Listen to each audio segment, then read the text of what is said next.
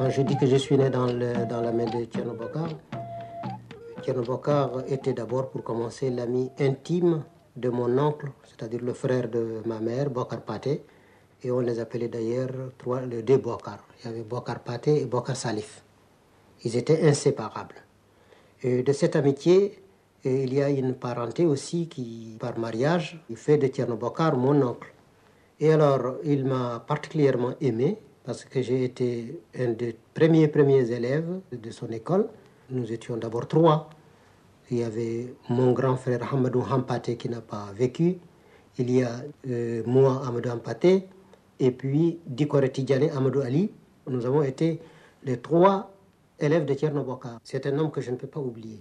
Jusqu'à l'âge de 14 ans, je suis resté, pour ainsi dire, à sa mamelle, comme nous disons. Oui. La journée de Thierno était particulièrement chargée. Avant que je ne sois en état de majorité, je ne pouvais le voir que comme tous les petits-enfants. C'est-à-dire le matin, il écrivait nos versets coraniques sur la planchette et il surveillait notre lecture. Alors comme chacun lit à haute voix et tâche de retenir les sourates, alors lui, il reste là à nous regarder. Et pendant ce temps-là, il faisait le brodeur, parce qu'il est brodeur de son métier. Alors tout en brodant, il nous surveille. Et l'après-midi, c'était la leçon du matin qui se continuait pour qu'on puisse bien la réciter. Parce que c'est une question de mémoire, il faut tout retenir de la tête. Et alors comme le Coran est composé de 6666 versets, alors vous voyez, il y en a qui mettaient 20 ans pour annoncer le Coran. Et d'ailleurs, c'est ce qui a un peu révolté Thierno en voyant que le jeune garçon passait le meilleur moment de sa vie à apprendre une chose sans en connaître le sens. Alors ça fait partie de la rénovation qu'il a amené, essayer de parler aux gens d'abord de la religion tout en leur apprenant le Coran, mais expliquer dans la langue maternelle. Parce qu'il disait, si nous attendons de pouvoir parler l'arabe, nous n'arriverons jamais à comprendre la religion. Or, Dieu ne nous impose pas une langue, mais il nous impose une foi.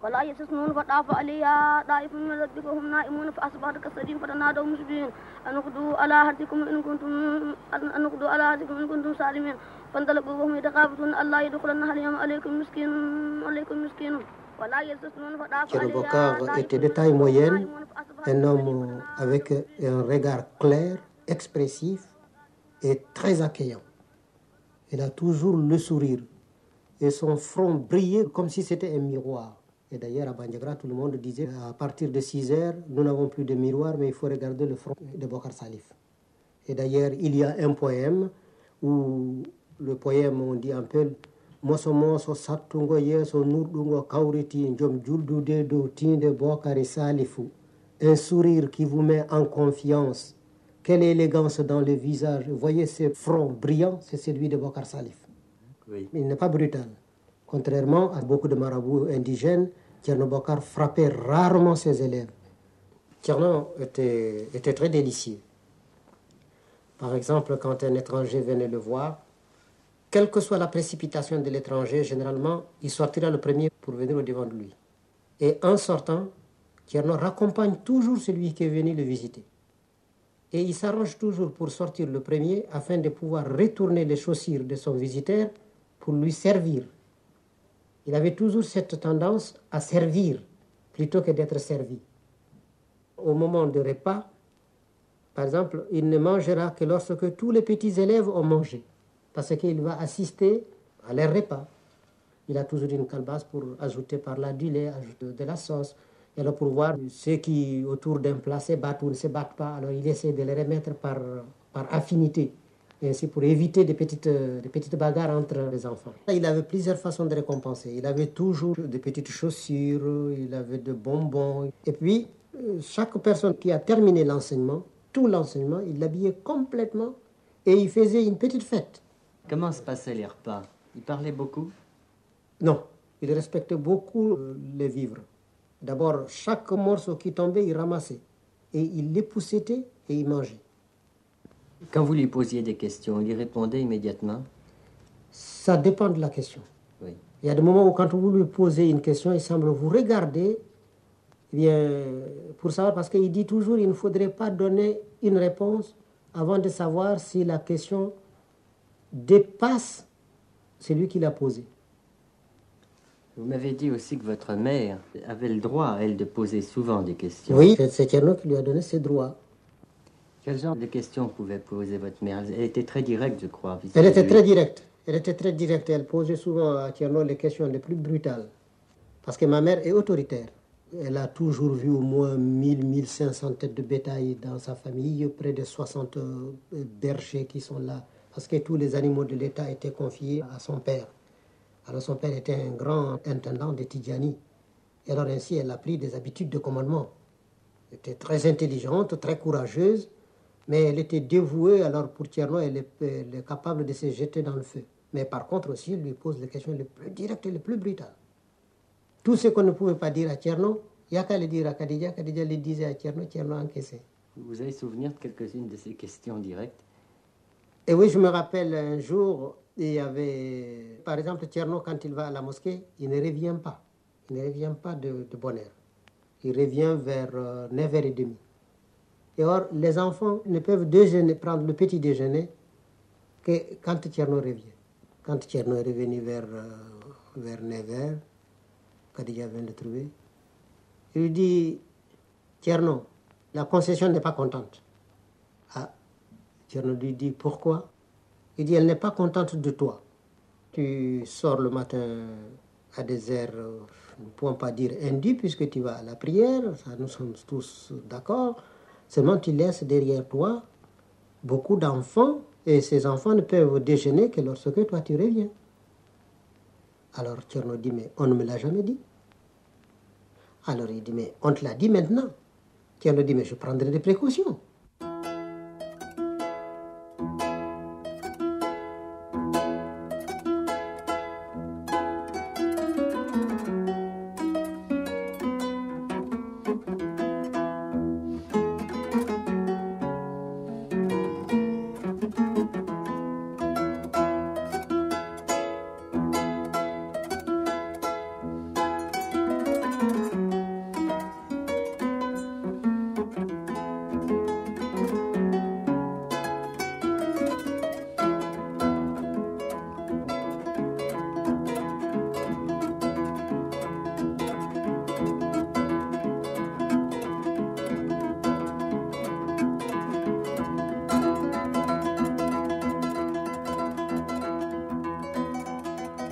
L'enseignement que me prodiguait mon maître était un enseignement d'ordre religieux, mais en même temps sociologique et, je dirais, et traditionnel, c'est-à-dire l'éducation de l'enfant, qu'est-ce que doit être un enfant, qu'est-ce que doit être un homme, quel est le devoir de l'homme vis-à-vis de son pays, et qu'est-ce que l'être humain lui-même. C'était tout à la fois, parce que l'enseignement traditionnel n'est pas comme l'enseignement européen. C'est un maître de vie qui vous parle de l'eau aujourd'hui, demain il vous parlera du feu, après-demain il vous parlera de la chasse, et puis il parlera de la botanique, il parlera de l'astronomie, il parlera de l'occultisme, il parlera de tout.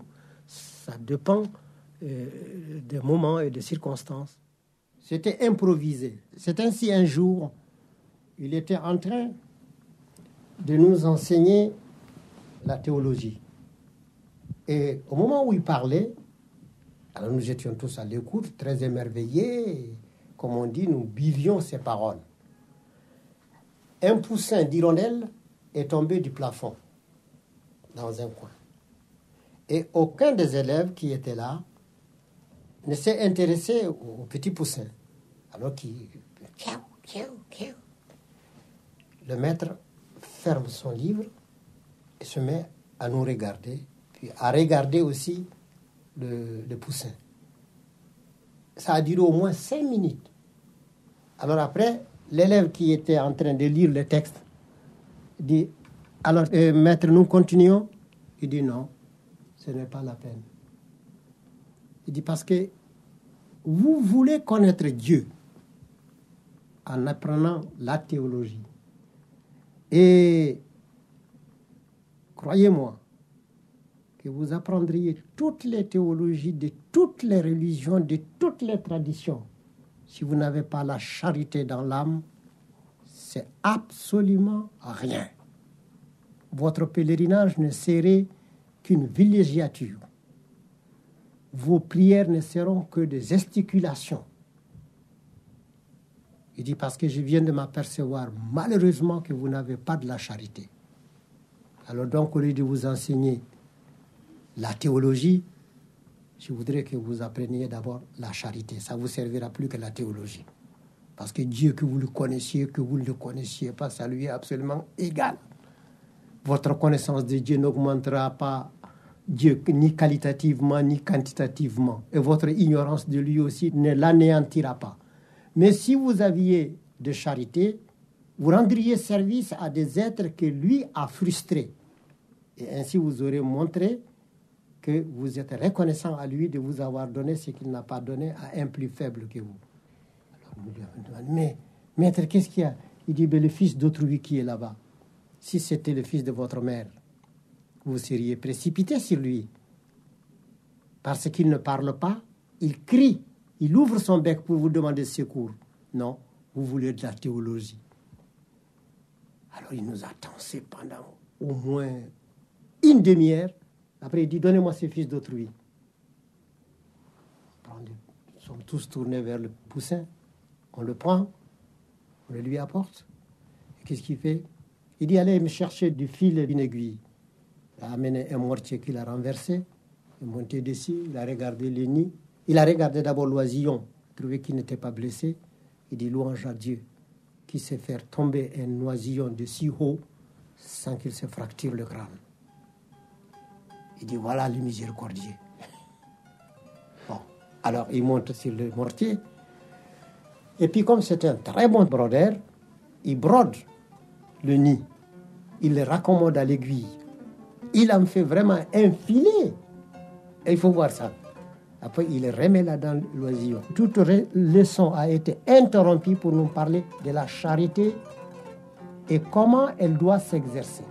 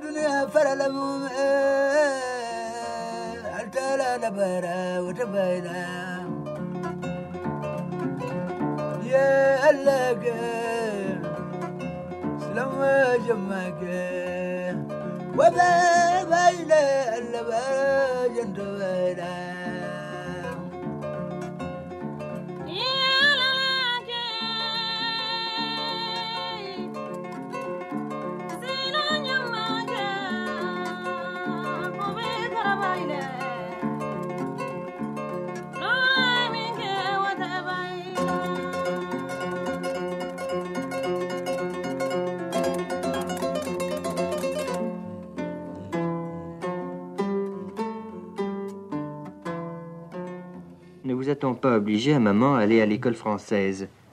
Comment cela s'est-il passé? Dans ce temps-là, aller à l'école, c'était une chose horrible.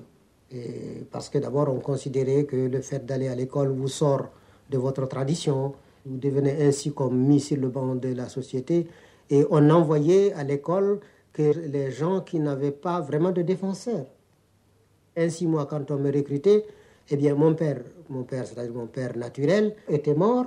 Je n'étais qu'avec mon serviteur. Alors, donc, on n'avait pas de respect pour ce serviteur-là. Et par contre, sachant que je suis d'une famille maraboutique, il y en a qui ont avantage à ce que je ne devienne pas marabout. Et le meilleur moyen, c'est de m'envoyer à l'école de Blanc. Et ainsi, on m'a envoyé à l'école. Et ça a diminué un peu ma fréquence à l'école de Tierno. Mais chaque soir, quand je rentre, eh bien, je retournais auprès de lui. Et alors, il me conseillait, il m'incitait à rester à l'école. Mais il ne le disait pas à haute voix. Parce qu'il dit, il faudrait avoir des yeux pour regarder non seulement à côté de soi, mais un peu plus loin. Il dit alors que toute langue est un gain. Autant de langues tu parles, autant d'hommes tu représentes. Revenons à votre formation. Pendant la guerre, j'ai été à l'école de Tidjane Amadali, qui lui aussi est un adepte de Thierno Bokar. C'est mon beau-père, parce que c'est le mari de ma mère. Alors, il m'aimait beaucoup, alors il m'a gardé. Mais les 2 dernières années, je les ai passées à l'école professionnelle, comme on appelle, à Bamako. Là, vous avez l'actuel foyer de Métis. C'était là l'école professionnelle, et j'ai passé 2 ans. C'est là où j'ai terminé mes études. Alors, je n'ai pas voulu aller à l'école normale. Alors, M. Sylvandre, Jean Sylvandre, député du Soudan, est venu pour prendre les opérations du bureau de domaine.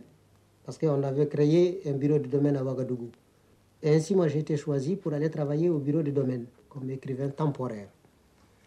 Et alors, maintenant, c'est en partant pour Ouagadougou que ma mère m'a dit, voilà, il faudrait que tu restes à Bandiagra tout le temps nécessaire jusqu'au jour où Thierno te dira pars.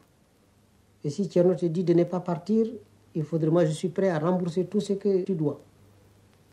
Alors c'est là maintenant que Thierno a commencé vraiment à me... C'est en une nuit que je l'ai trouvé. Alors, parce que jusqu'ici j'ai vécu comme tous les jeunes gens, j'attachais très peu d'importance aux choses. Et alors, cette nuit, j'étais accompagné de mon jeune griot, Mokhtar Kao. D'abord, venu à Bandiagra, j'ai mis 3 jours sans aller le voir. Je suis allé, Pourquoi? Eh bien, comme ça, seulement parce que j'étais jeune fonctionnaire. Maintenant, je vais prendre aussi mes airs. Et alors, je n'ai pas voulu tout de suite aller le voir. J'ai mis 3 jours. Alors, le 4e, j'ai dit tout de même, j'ai promis à ma mère que je ne passerai pas sans voir Thierno. Mais quand je vais rentrer chez Thierno, tout de suite, il va se mettre encore à me raconter des prières, ne fais pas ceci, ne fais pas cela. Non, ça m'ennuie. Mais ça m'ennuie aussi de ne pas aller. Parce que j'avais quand même une sorte de remords d'être venu et passer 3 jours à Bandiagra sans aller voir Thierno Bokar. C'était vraiment la perdition pour moi. Comme je devais absolument quitter Bandiagra, j'ai dit, mais je ne peux pas quitter parce que j'ai promis à ma mère, il faut que j'aille voir Thierno. Je suis allé le voir. Alors, il a beaucoup ri quand il m'a vu. Il a ri comme un enfant. Alors, il dit, alors, depuis 3 jours, tu es là et tu n'es pas venu me voir. Oh, j'ai dit, oui, Thierno, mais il dit, non, pas d'explication. Parce que je ne veux pas que tu mentes. Tu n'as pas de justification. J'ai dit, non, je n'ai pas de justification. Bon. Et alors, Thierno, il n'aime pas le tabac. Il ne le recommande pas. Et or, moi, j'ai appris à Kati, avec les enfants tirailleurs, à priser du tabac à la manière des Africains. Alors, j'avais une grosse tabatière dans ma poche. Elle était remplie de tabac.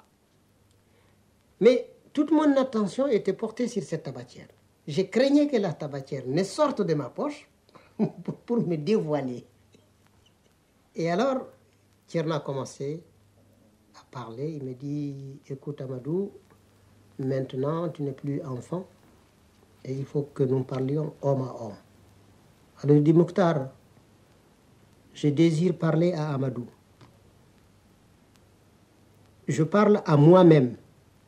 Chez moi, alors je te demande, Dieu a voulu que tu viennes pour servir de témoin, je demande que ce que je veux dire reste ici. Je le dis pour Amadou, rien que pour Amadou. Et si tu assistes à ce que je veux dire, je n'ai rien fait pour que tu assistes. Alors là, j'ai eu une sorte de... Je suis transi. Je sentais que j'étais saisi par quelque chose. Alors il me dit, Amadou, tu sais que cette vie, que tu prennes pleine les mains, tu lâcheras. Que tu prennes un tout petit peu, tu lâcheras. Alors donc cette vie s'appelle lâcher.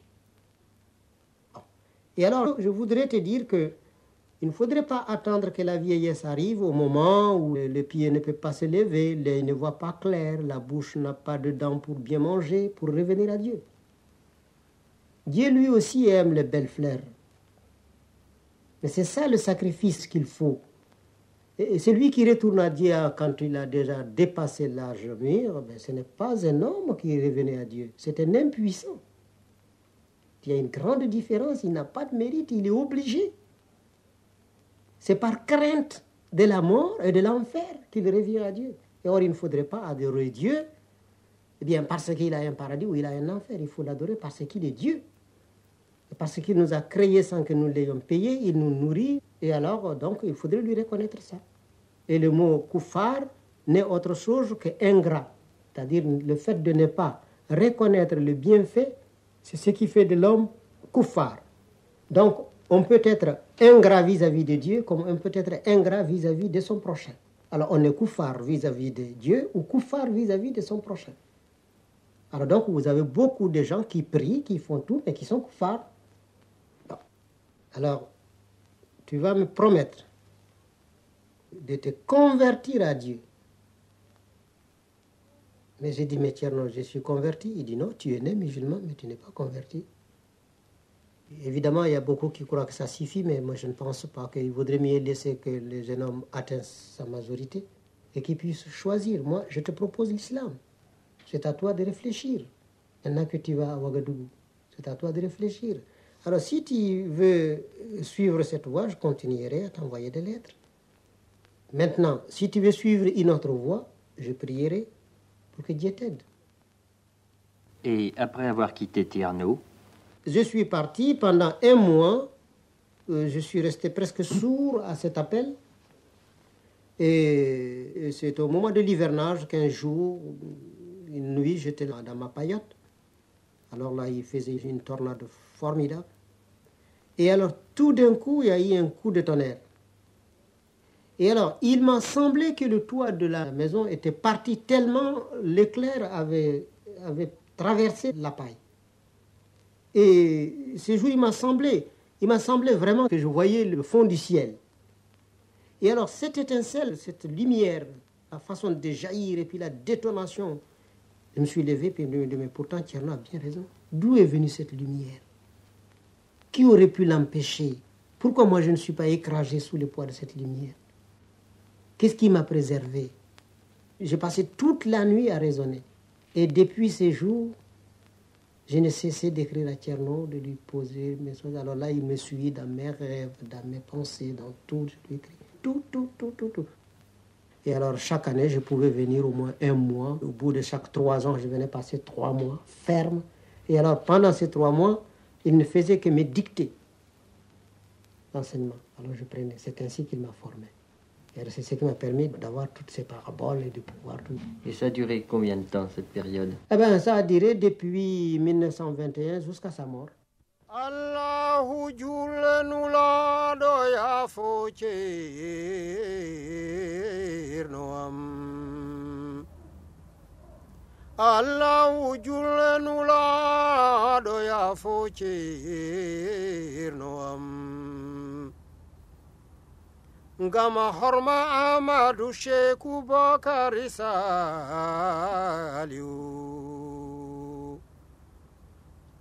mi habrama mawdo kabaru wa ilalino niyam tumandembe mbi kam Tcherno Bokari Saliou